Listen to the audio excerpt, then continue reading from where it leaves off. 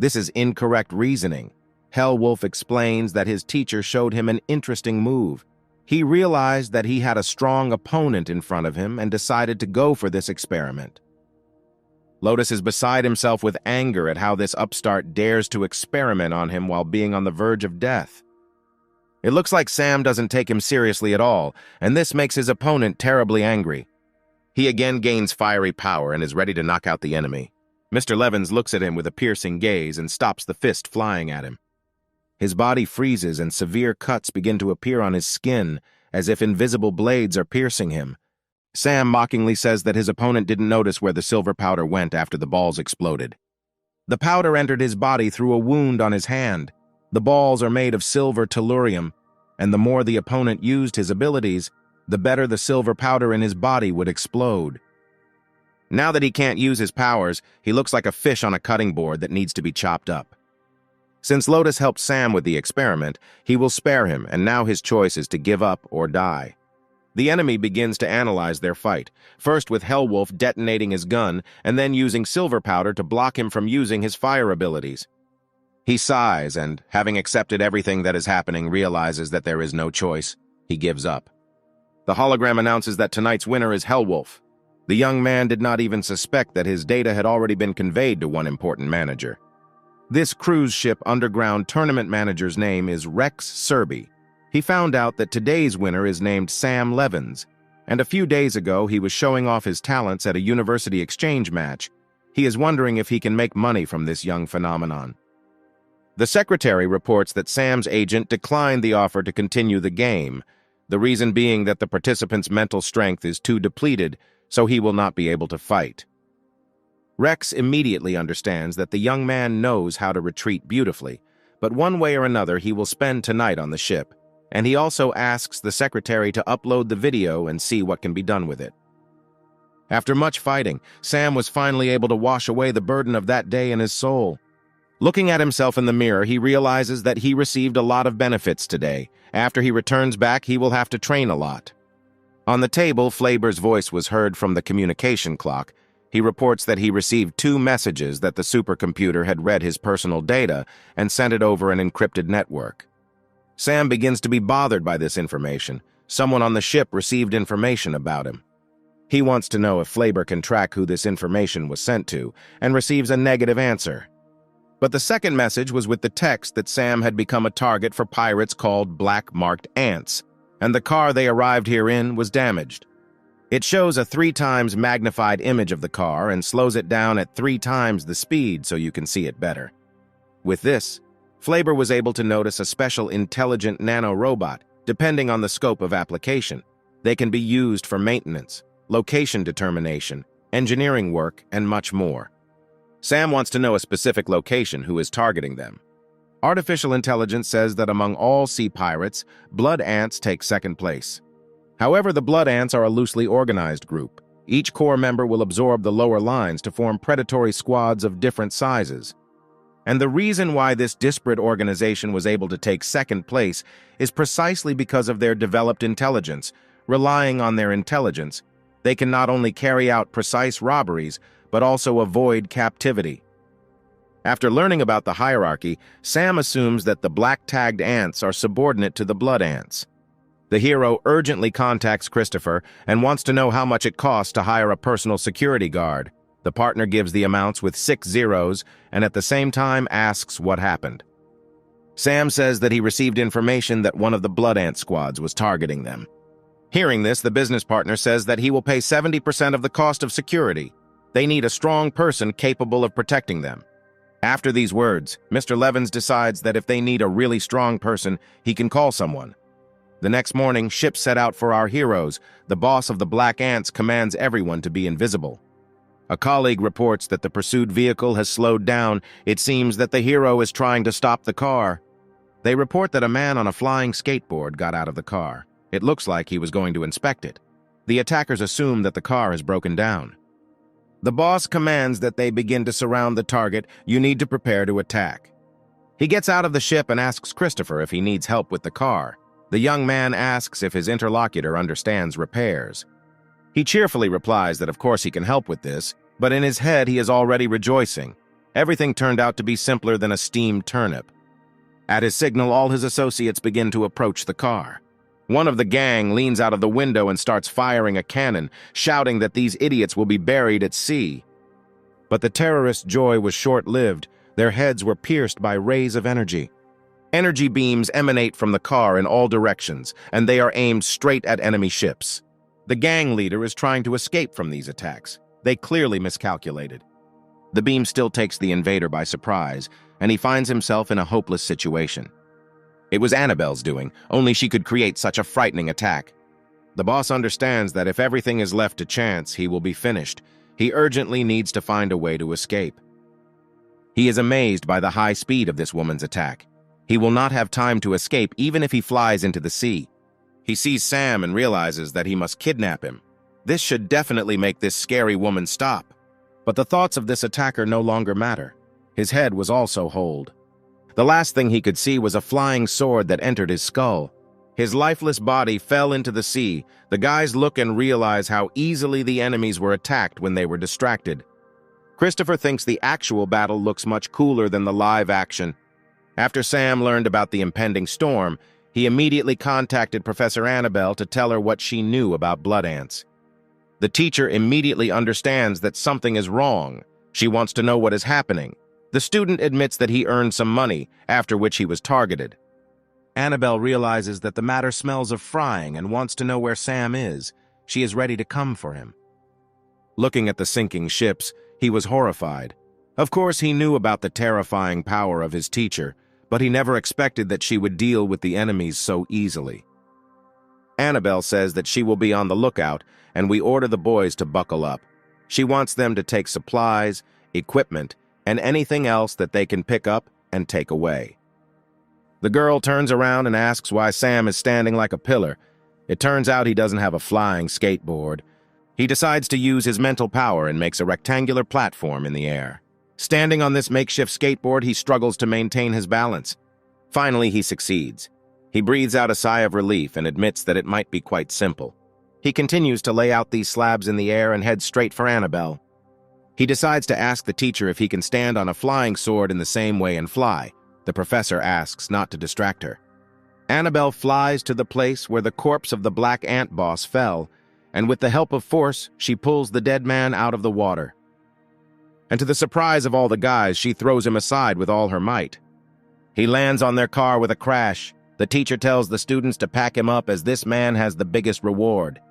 Christopher, hearing this, perked up and began to push the criminal inside. If there was a reward for him, then the villain definitely shouldn't be released. Annabelle announces that she is returning and climbs inside the enemy ship.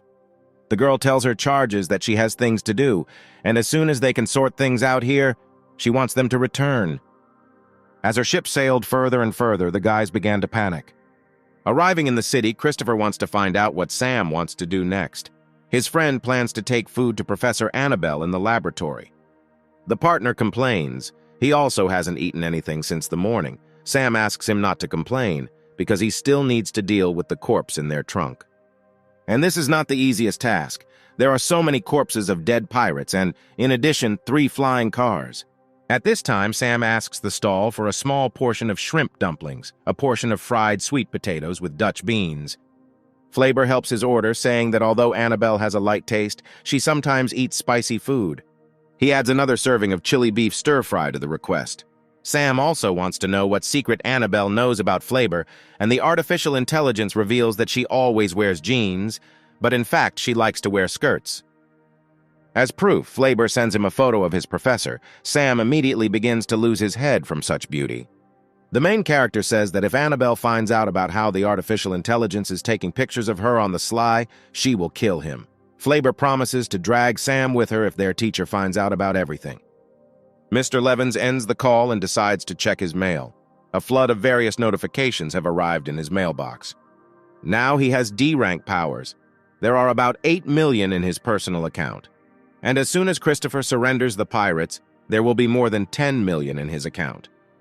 Arriving at the laboratory, he went to look for Annabelle to give her lunch. But when he enters the office, he finds the professor in the company of another girl.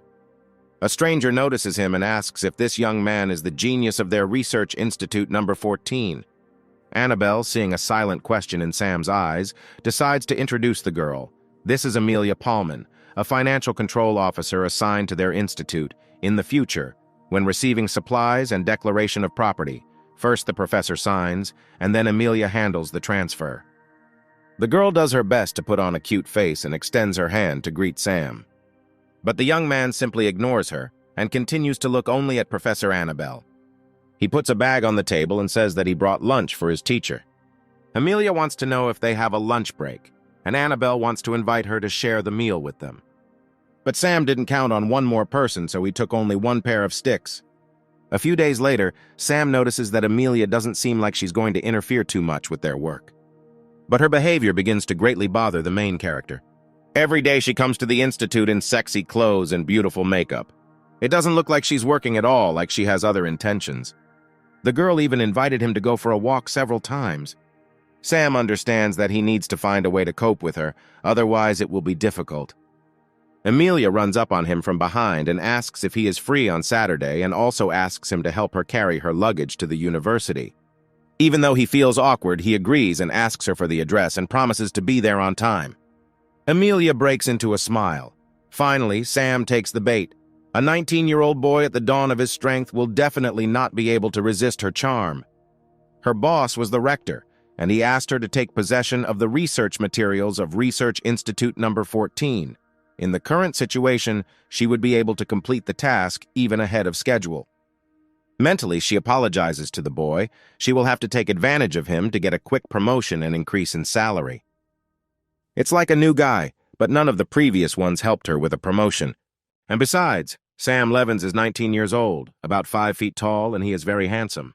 On Saturday, he finds himself in Annabelle's cabin. The professor is surprised because she knows that the young man was supposed to help Amelia move today. At the same time, the girl is preparing with all her might to meet the young student. Hearing a knock on the door, she approaches and is surprised to see that several strong men are standing outside her threshold. She tries to put a smile on her face and understand what is happening now. The guys introduce themselves as workers from a shipping company who are supposed to help her move. Amelia has already called Sam a bastard because these 6 strong men are clearly his work. But her gloating takes over since he refuses to obey her, then she can force him. Several days pass and the heroes decide to meet at the combat training center. Sam met with friends, and to all their questions about what he did after the competition, he gives a simple answer that he was researching his abilities. Sasha suspects that their comrade wants to test his new abilities on them. The hero calms him down, saying that he just wants to practice. Sierra wants to know if the young man wants to try out a new ability, which of them will he fight first? And Sam again chooses Miss Kantz. In the end, her abilities are a little more suitable for experiments. The girl agrees with this situation. She also wants to know the fruits of her training. She wants to know with what force she will need to be attacked. The opponent tells her to attack with all her might. After making sure that everyone agrees, the girl begins the fight and is already heading towards Sam. Watching the opponent, the young man realizes that she has become much faster and it is not as open as before. It appears that Sierra's training during this period was also quite fruitful. But he didn't waste any time. He was able to stop her first blow with the help of a force field. Sam begins to scream heart-rendingly, and the shield, as if with an ultrasound, repels the opponent. She feels severe pain in the hand with which she hit the shield. Her chosen one is already rushing to her aid with a first aid kit. Mr. Levins did not expect the energy field to be so effective twice, but it is very tedious and requires more research. Sierra admits that she did not expect that he had already learned the force field, because even among the second-year students there are not more than 10 people capable of this. Sasha believes that since their friend is injured, they need to stop there. Later there will be enough time for experiments. Sierra agrees and invites everyone to go eat together. But to Sam's horror, he remembers that this evening was planned in a different format. Annabelle warned that Christopher had invited them to dinner, and since this place was far away, she offered to pick him up by car at 18:30. The main character checks his watch and realizes with horror that it is already 7:30. Running away, he shouts to his comrades that he already has an appointment for today and he will definitely treat them next time. Sasha wanted to stop him, but notices that a slightly embarrassed and wounded Sierra remained next to him. He immediately thinks that it was his friend who created such a good opportunity for him to be alone. Sam ran out into the street and with a bit of hope wanted to think that they were still waiting for him, and they were not in vain. Behind him, Annabelle's car was already preparing to land. Landing nearby, she orders him in a stern tone to get into the car. Other students passing by also see this. They immediately recognize the stars of the previous competition and begin to shout out their enthusiastic exclamations. Hitting the road, Annabelle says that she feels like her ward's spiritual strength has almost dried up and wants to know why. Sam admits that he trained and accidentally overdid it. The teacher advises not to go out in this state in the future. It is dangerous, in her opinion. He must set personal boundaries for himself. For example, if his spiritual strength is less than 30%, then he does not go out. Seeing that the professor is speaking quite seriously, Sam replies that he understands and will be more attentive. Having arrived and settled down in the restaurant, Christopher invites Annabelle to drink wine. She refuses and says that she will not drink alcohol, just like him. She wants to skip the politeness and get straight to the point. Christopher agrees and volunteers to start. He reports that he sold 3 cars and took a reward for the pirates, shows the map and says that there is now a total of 7 million on it, including taxes paid. He also adds that they will have to receive 133 merit points for destroying the pirates. He wants to give the card to the professor. In Christopher's opinion, everything related to the division should be decided by her. But Annabelle says that she doesn't need this. They can share as they want, but she wants the young man to answer her one question. He hits himself on the chest and says that of course he is ready to answer the question, let alone 2, 3, and so on. The girl wants to know why the black-marked ants started hunting them. This question made the guys feel embarrassed and frozen with awkwardness. Sam takes everything into his own hands and begins to paint this exciting story. Annabelle wants to clarify because it turns out that in order to buy educational resources and gain practical experience, her ward participated in underground battles, to which she receives a positive response. She tells the students that if they at least earn money and merit points, they can go to the extraterrestrial battlefield. Christopher objects. He heard that extraterrestrial battlefields are very dangerous. Annabelle says that he means the central zones, but the outer field is not a problem. The key is the number of places. The extraterrestrial battlefield sites are mostly in the hands of the military and some bigwigs, and if students want to go there, they can rely on their own strength. Seeing the surprised faces, she explains that she meant the rating of the dragon and tigers. After all, being in the dragon and tigers ranking for 3 months is the only chance to get a place for free. Besides, she thinks that Sam can take first place in the comprehensive assessment of freshmen, and then Severus must give permission. Annabelle is serious. They've come too far over the years, and if Sam succeeds this time, she'll make them spit back everything they swallowed. A few days later, the student returns to their research center. He wants to find out from Amelia whether the employee will be able to sign documents directly in the future. Otherwise, this takes a lot of time. The girl replies that this is a rule of the Institute of Genetics. So no, after all, the nutrient media and consumables are provided by the Institute of Genetics. She repeats that she can't be careless. Sam agrees and asks her to hurry up. Amelia wants to find out from him where Director Annabelle is now. The young man replies that she went out on business, and he himself does not know the details. Hearing this news couldn't help but make Miss Paulman happy. She goes to the locker room and, taking off her robe, realizes that she doesn't have much time left. Continuing to change into a sexier outfit, she hopes to definitely take possession of Sam today. She doesn't even know how long she would have to wait if it weren't for today's lucky chance. Walking over to the closet, she decides to add the finishing touches, a bow around her neck and her time-tested perfume. Leaving the locker room, she took a bottle of water with her, and on the way out she handed it to Sam, who had previously stood with his back to her and, having decided to take a drink, at the same time asked if she had managed the move. Turning around, he saw what the girl was dressed up in. This made him splash out with all the water that he managed to put in his mouth. Sam wants to know why she's looking like that now, to which Amelia just smiles and says that she was hot, so she changed her clothes. The main character is dissatisfied. He understands that this girl never gave up trying to seduce him. But to his surprise, he suddenly feels ill, clutching his chest, leans against the back wall with a roar and drops the bottle from his hands. He does not understand what is happening to him. His head begins to buzz and his heartbeat quickens. Sam begins to blurrily see individual pictures before his eyes, either plump lips with shine or an appetizing neckline.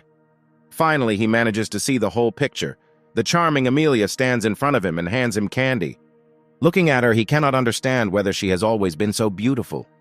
After pinning him to the wall, she tells him that his blood sugar is quite low, so he needs to eat candy to replenish his energy. Amelia was about to shove the candy into his mouth, but Sam gathered his strength and threw her hand away so that the candy fell out of it. The young man can't come to his senses. He wants to find out what she did to him. The girl replies that she just wants to have a good relationship with Sam, and he shouldn't give that up. Entering this part of the building, a stranger with a bucket found this picture.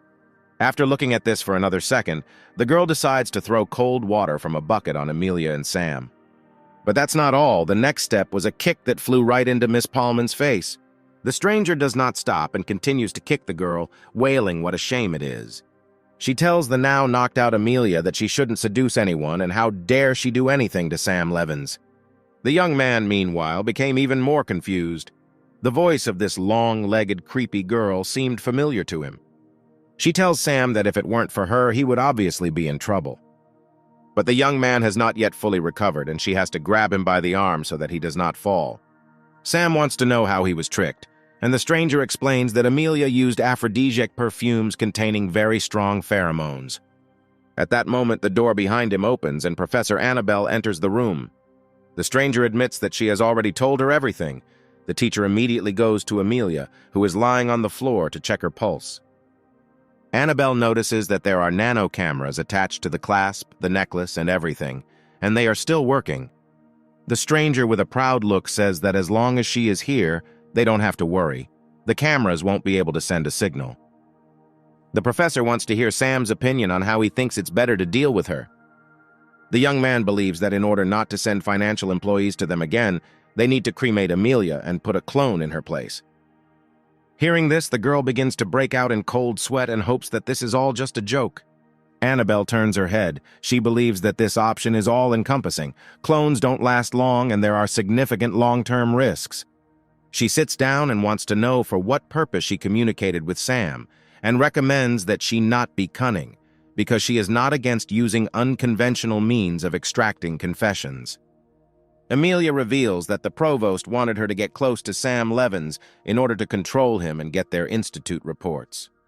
Annabelle asks if this is all she wanted to tell them, and the girl begins to abruptly repeat that she is not lying and this is all that was entrusted to her. The stranger states that, based on numerous biological data, the probability of justice is 99%. Annabelle picks Amelia up off the floor and says they need to talk and Sam can go. While the female Trinity left, the young man received a call from Teacher Severus on his watch. He wants the hero to come to his office because he wants to announce something to him. Arriving at the teacher's office, he wants to know why he was called.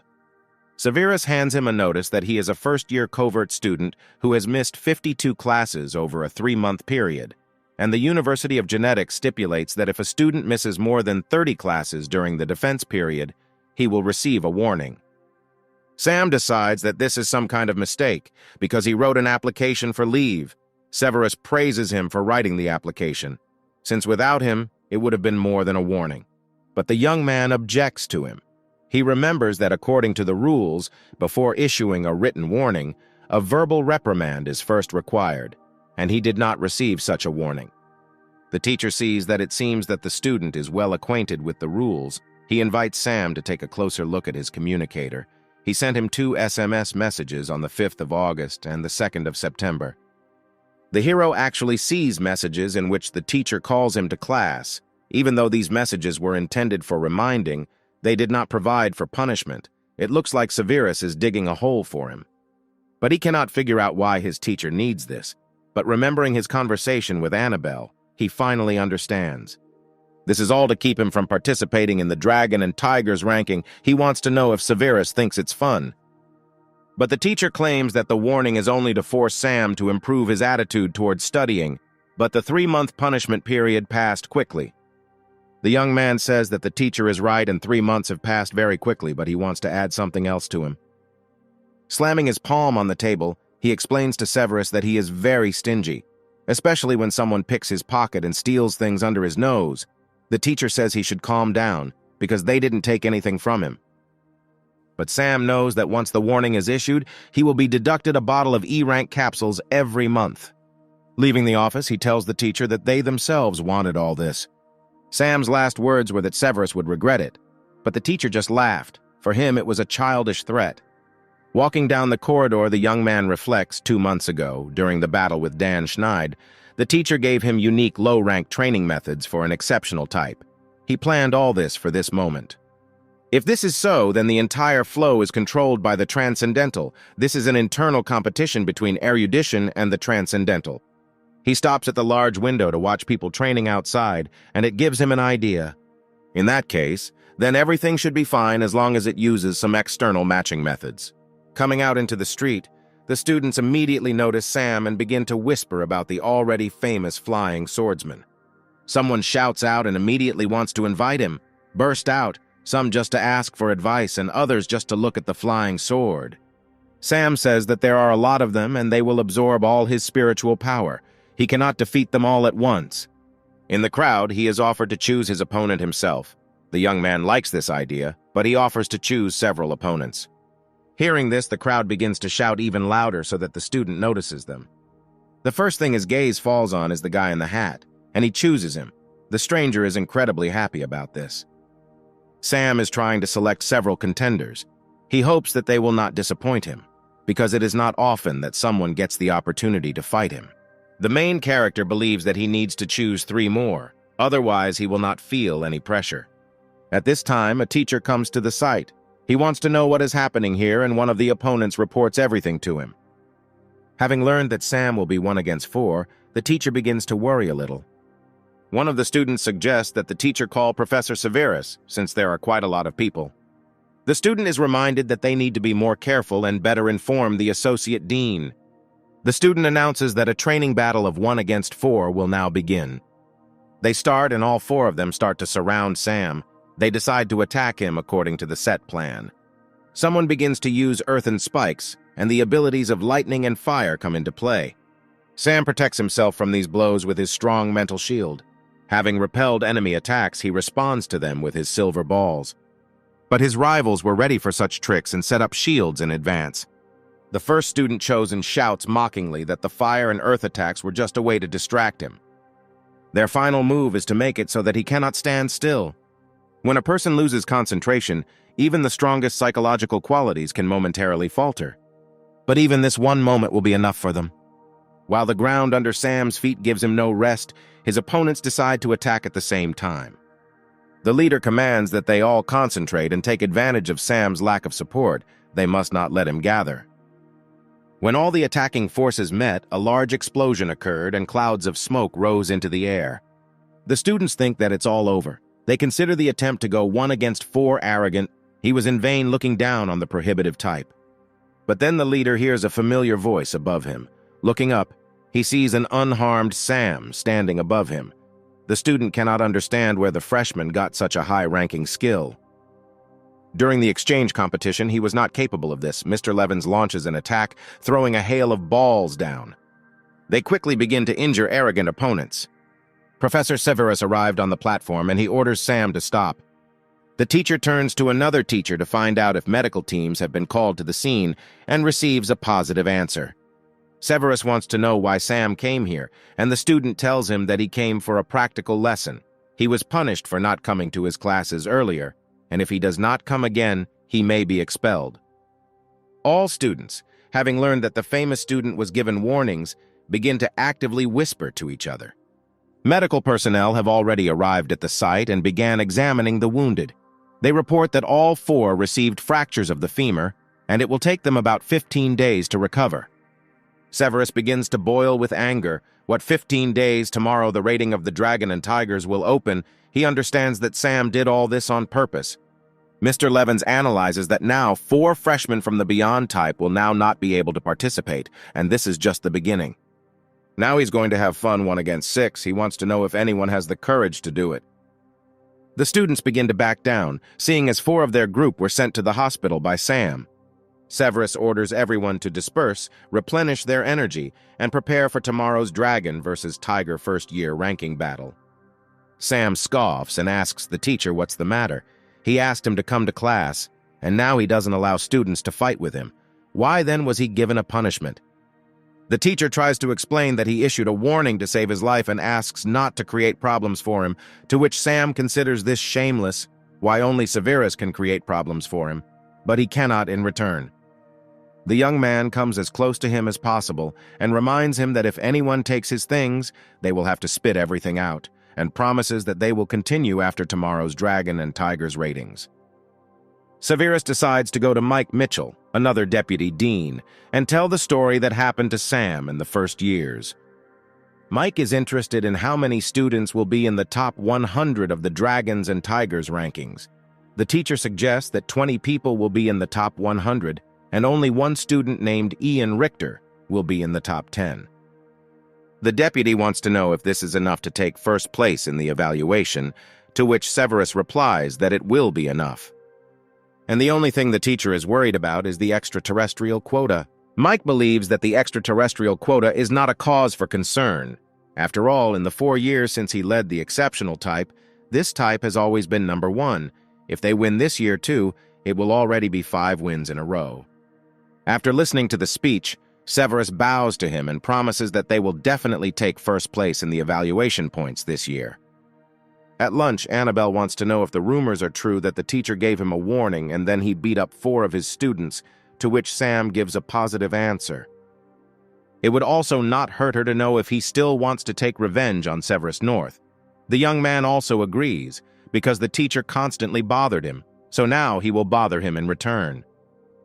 Annabelle doesn't mind Sam standing up for himself, but reminds him that everything must be within the rules. Mr. Levins wants to know if the professor will do something to him if he goes beyond the rules. Her gaze immediately became harsher, and she advises that if he crosses these lines, he should immediately contact her. Fireworks and fanfare can be heard as the chief judge declares the 168th first-year Dragon and Tiger ranking tournament officially open. Now the participants had to take an oath. They swear to be honest and fair in this tournament. Christopher points out that many people in the stands are looking at Sam, but the young man is not bothered at all. The business partner invites his friend, in connection with such confidence, to also register. If within 3 days no one challenges him, then the place of the Dragon will automatically go to him. But Sam thinks that there is no need to rush, and he reminds that it seems that Christopher wanted to leave the exchange in order to open an order and make a profit. The young man laughs and replies that the university will not allow him to do this. Their conversation is interrupted by a fight suddenly breaking out in the arena between the first participants. Looking at this, the main character understands that the freshmen's battles are taking place without much enthusiasm. In addition, opening battles take place simultaneously in 10 arenas. With 2 minutes per battle, the arena can host about 30 battles in an hour. Having considered all this, Sam finally decides to register for the Dragon and Tigers rating for freshmen. The student shows this information to Professor Severus. They learn that he has challenged Clyde Salzburg, the 84th rank of the exceptional house. Mr. North frantically tries to understand why Sam needs this and what he is up to. Only a couple of minutes passed and the battle was over. Severus jumps from the podium to get to his wounded student as quickly as possible. Doctors conclude that the student has a penetrating wound to his leg without damage to the artery, and his femur is also broken. The student will have to undergo surgery. Seeing one of his bright students being taken away on a gurney, the teacher realizes that Clyde will not be able to participate in the next fight. He looks angrily at Jean-Paul, and a puzzle forms in his head. Sam wants to incapacitate students of an exceptional type. Before Severus even had time to look back, the young man won another victory in another arena. Seeing this, the professor rushes towards Sam, yelling at him to stay still. The young man wonders why the teacher is calling him. Does he really want to personally go into the arena and teach him a lesson? In this case, he can call Professor Annabelle to greet him. Severus asks him not to go too far, but Sam believes that everything is in order because he is officially participating in the opening battles of the rating. The teacher begins to lose his nerves, and the young man does not stop mocking him, saying that maybe he will write him another warning. Severus asks him to stop because this is not good for everyone, and he offers to apologize for his warning. But Sam doesn't need his apology because it's worth absolutely nothing. The teacher tries to restrain himself and repeats that there is no need to worsen the situation. Sam approaches the teacher and, taking him by the shoulders, says that it is very easy to stop him. First, Severus needs to cancel the first warning, and then they will talk about the next step. Yesterday, in addition, the young man received a notice of reduction in bonuses from the university. And if the teacher cancels his warning, then his bonuses will be restored. Looking after his student, Sever becomes amused. Sam thinks too highly of him if he thinks that he is able to cancel the warning. The University of Genetic Evolution rests on these rules. This is not something that he or the young man can influence. But then the thought appears in his head that all this time Sam is just making fun of him, and he urgently decides to clarify a couple of questions with Deputy Mike. Christopher approaches his friend and reports that Severus North still has 13 participants left. The friend means that, most likely, this side will not allow them to fight further, or they will send a powerful character. Sam is not afraid of this, because his goal has already been achieved. As for a powerful character, it's like training for him. Severus, meanwhile, reports everything that happened in the arena to Deputy Mike. He can't believe that among all the freshmen there is no one who can defeat him. The teacher replies that at least in this stream there are definitely no such people. Mike wants to know if another person has returned to them, hinting to Severus about one student. The teacher says that they talked to him before they boarded the plane, and enough time has passed that they can call him now. Everyone begins to head back to the stands after lunch break. Christopher wants to know if Sam will participate after lunch. The young man replies that he will enter the arena if only someone of the exceptional type takes a place in the rankings. The young man also observes that Professor Severus has returned to the stands in a fairly calm state. The student tells the teacher that Sam Levens still has not left. Severus asks not to worry, as he has a countermeasure. Christopher approaches his friend and reports that when he went to get food delivered, he heard that someone said that Bernard was back. But to his surprise, Sam has no idea who this person is now talking about. The comrade says that Bernard is a second-year dragon and a special student of Severus North. And besides, this student is currently ranked 91st in the main ranking of the Dragon and Tigers. Sam does not feel any better about this information. Christopher continues. Not only was this ranking made when he was transferred into his second year, after which he went abroad for training and did not participate in the ranking tournament. For the young man, everything becomes obvious. If he returned in time for the tournament, then he was targeting Sam. The second-year students also decided not to miss today's spectacle. One of them even said that this year's first-year students were no good. They noticed that Sam Levens hasn't come out yet, and besides, there is no competition for the first-year dragon this year.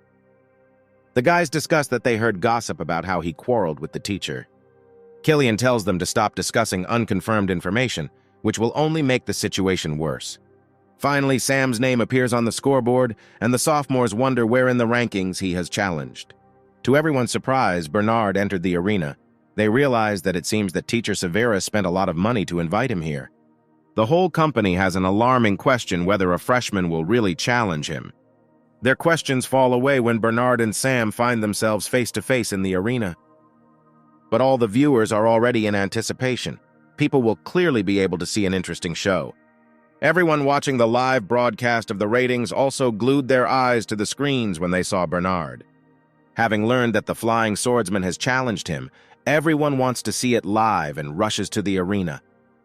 The judges, having learned that there are no complaints on both sides, ask the participants to take their positions and prepare for the fight, which will take place in 3 minutes.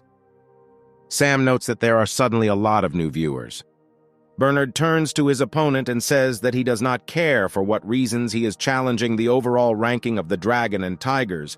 He has one last piece of advice for the young man. As soon as the battle begins, he asks him not to think about life and death. Sam understands that this warning is not a provocation at all. It seems the guy is also a demon of war. The young man pretends to be calm and stretching thanks him and says that he is confident in himself. Bernard believes that judging by his words, his return trip will not be in vain. Sam wants to say a few more words to the enemy, but he interrupts him and tells him that it is useless to influence him with chatter. But to the enemy's surprise, the words were not intended for him at all. Mr. Levens turns and addresses Teacher Severus, saying that he has a few words for him before the fight begins. He says loud and clear that he's going to take first place in the first-year rankings, and then Severus has to kneel before Professor Annabelle in the erudition department. While the crowd shares Sam's opinion and begins to wish him luck, Severus's students' nerves are already starting to give in. He can no longer watch it and wants to leave. But the teacher stops him and says that no one will take a single step until Bernard defeats the upstart. The student still wants to leave, and then Mr. North slaps him in the face, saying that now he should not think about personal success or failure. Now the interests of the entire exceptional type are important. Sam watches the whole scene from the arena while he awaits the fight. He turns to Bernard, saying that the stands are also noisy, and asking if he is going to use Severus North's petty tricks. The enemy replies that petty tricks are useless on extraterrestrial battlefields. The judge orders him to get ready, but for some reason he is stopped by Jean-Paul. Jean, he says that the first of them is a second-year dragon, and the second wants to be a first-year dragon, and no matter which of them is irreversibly injured, it will be a loss for their university. Therefore, the rector decided in this battle, Severus and Annabelle, instructors of both sides, acted as judges for targeted assistance. After this information was announced, student representatives immediately arrived at the arena. They quickly stand behind their students in full combat readiness. In this fight, it is important that both sides adhere to the rules, and the fight finally announces the start of the fight. Immediately, a silver ball was already flying at Bernard, which he managed to dodge. The opponent notes that Sam started their fight quite quickly, but he is not lagging behind and wants to reduce the distance. Mr. Levins watches his movements carefully and begins to jump away from him as far as possible. Sam tries to dissuade the enemy, saying that he clearly looks down on him if he is not going to use his skills. Bernard decides to show him some of his abilities, and right before his eyes, his katana turns red and lightning begins to spark around him. Sam feels both tense and elated, having never fought against a thunder type. The audience also begins to see gigantic rumbles of red thunder and rocks flying in all directions. Both opponents have been fighting for half an hour. This is truly an incredible match. Everyone is wondering who will defeat them. At this moment, the situation is not going well for Sam Levins. Lightning strives to overtake the freshman, who himself caused this anger of Bernard. This is already starting to irritate him, and he decides to put a shield between them. But the second-year dragon's lightning cannot be contained by the first-year's shield. The defense shatters into pieces, and the shockwave throws Sam away. He manages to slow down and stay in the arena. The hero understands that the enemy has both strength and speed. His flying sword and silver balls do not have an advantage here. Old man Severus really made a good fuss by inviting such a rival. Bernard sees that his opponent is just sitting in the arena. He decides to ask if he will attack him. Just blind evasion, in his opinion, cannot be worthy of the title of first-year dragon. But since his opponent does not attack, he decides to end this battle. Sam shouts that defeating him will not be so easy and purposefully begins to send energy into the arena floor. Bernard suggests that he wants to use the energy of his lightning to recreate the silver thread. He admits that it is a good idea, but it will not stop him. Of course, Sam didn't think it would stop him, but one moment might be enough. The threads begin to bind the entire body of the enemy, and he himself begins to sparkle with anger. The sophomore screams at the top of his lungs as the threads begin to choke him. With flames and lightning spreading throughout his body, he doesn't want to be underestimated. He manages to extricate himself from his opponent's trap, and excited, he is already flying towards Sam to finish him off. He hits the floor with his katana and a wave comes out of it, from which the enemy tries to escape. But Bernard quickly throws an electrified cobblestone after him, which hits Sam. The young man falls to the floor and immediately tries to get back up. But there is already a blade at his neck. Bernard offers him a choice, surrender or die. He is a little upset at Sam because he expected a good fight, but Mr. Levins bows his head and asks him not to worry because the match has just begun. The opponent is interested in what will be stronger, the upstart's throat or his mouth. He was about to cut off his head, but Sam stopped the blade, calmly taking it with his hand. Since Bernard also uses a sword, Sam thinks he must have heard about the Vajra energy field. Although Mr. Levins does not yet have the ability to protect his entire body, he is still capable of protecting a small part. The enemy did not expect such a technique from a beginner, because this is a secret method of protecting the body that is practiced by only a few people in the whole world. He begins to watch with apprehension as his opponent rises. He hears the young man asking if he is satisfied. Bernard bursts out laughing loudly. He is really very pleased with such an opponent. He asks to see how powerful his force field is as he prepares to deliver his final blow. Sam is ready for this challenge and already has his balls ready. They rush to meet each other, realizing that now their battle will end. Again, nothing is visible in the arena because of the smoke and lightning. Even the participants themselves do not understand what is happening around. They find themselves standing with their backs to each other. Bernard notes that he did not expect that his silver pills and flying sword, which Sam is so proud of, would turn out to be just feints. His opponent replies that there are no rules that would prohibit using defensive skills for attack. Finally, Bernard says that he defeated him in this competition. Annabelle approaches Sam and wants to know if he is okay. The young man is normal, except that his spiritual strength is almost zero. The professor takes his hand and lifts it up, telling him to greet the cheering audience. The crowd chants his name and shouts that a freshman was able to defeat the dragon of a second year. A day later, Sam finds himself in a hospital bed. Marie and Lily come to visit him. While he eats a big chicken leg, Marie tells him to enjoy his meal, but Lily says that a first-year dragon should have good manners. The young man decides to be honest with them and says that hospital food is simply inedible. Marie asks what rating he thinks they won. Sam suggests that Lily came in 85th and Marie came in 95th. The girls are unhappy in his opinion. They are completely weak. In fact, Lily took 49th place and Marie 89th. Sam wants to know when Lily became so strong. She explains that she and her friend joined a charity that provides access to the activation of special gene points, which is why such an increase in power occurred. The girls explain that this is an exceptional charity organization called Myth, known throughout the area. Seeing curiosity in the young man's eyes, Marie decides to invite him to join this organization too. Sam wants to know if this organization recruited them. Lily denies it and says they just decided he wouldn't mind. The main character decides that it is better for them to stop with this topic for now and return to it later. Professor Annabelle comes into the room and greets everyone. She wants to discuss something with Sam. The girls understand that it is better for them to leave and say goodbye to their friend while he thanks them for visiting. Sitting down, the teacher begins to praise the student because he did a good job. Thanks to him, the erudition department allocated $500 million to their research institute. Sam smiles and says that this is his responsibility. Annabelle advises him not to be modest because he is now a dragon of the first course. She gives him a document about increasing his benefits, the number of energy capsules and other things that will also be increased. Sam is delighted with the sums that lie ahead for him in the future. But Annabelle brings him back to Earth, saying that his own problems are more important now. The hero does not understand what problems he is talking about. She wants to know what he thinks about his fight with sophomore dragon Bernard.